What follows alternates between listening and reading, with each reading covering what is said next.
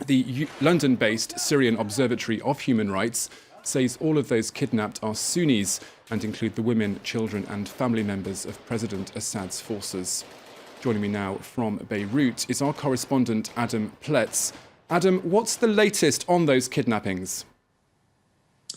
Well, these approximately 400 people were taken following this Islamic State group assault on the town of Deir Ezzor, which started with suicide bombings. Now, it's very difficult to establish exactly what's happened to these people. We understand that they've been taken towards Raqqa, the self-proclaimed capital of the Islamic State group. But of course, it wasn't just the abductions. There was also a number of people killed in that assault. Now, I have to stress that these numbers have been contested by activists in the town who say that neither the number of people killed nor the number of people abducted were as high as has been reported in some places. Nonetheless, the Syrian Observatory for Human Rights, as you just mentioned, has said that around 135 people were killed, 50 of them pro-government forces and 85 or so were civilians. And then the government itself, through state media, has put that number even higher at something like 300 people. So who've been killed, and saying also that they were women, children and the elderly. So while it's very difficult for us to say, perhaps to clarify these numbers, what we can say is that there was a major assault. It was a setback for the government forces, and this, of course, is one of the very last places that the government still has a stronghold in the eastern areas of Syria. So it's certainly a setback there for them. And Adam, that assault by the Islamic State group is still ongoing. What more do you know about the conditions in the town?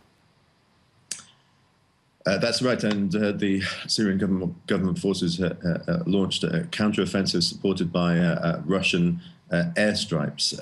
But this is one of the, as I was just saying, one of the last places in Syria still held by government forces, but it's been besieged on all sides by the Islamic State group for the last year or so now. By some accounts, there are as many as 200,000 people still in those besieged areas. Now, that seems a little high, perhaps, because the population of the town before the civil war was not very much higher than that. Nonetheless, there's a substantial number of people still there, whatever the figures, and there's been concerns for their security, especially given reports recently of severe shortages in basic goods and foods, including some cases of reported malnutrition. Now, if you link this into what happened to Medea just recently, where people were under siege, and aid was eventually delivered.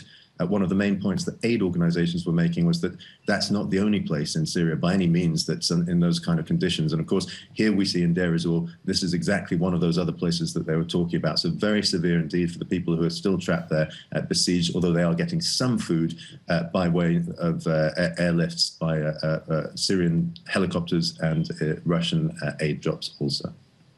Adam Pletts in Beirut, thank you very much for that insight this morning here on France 24.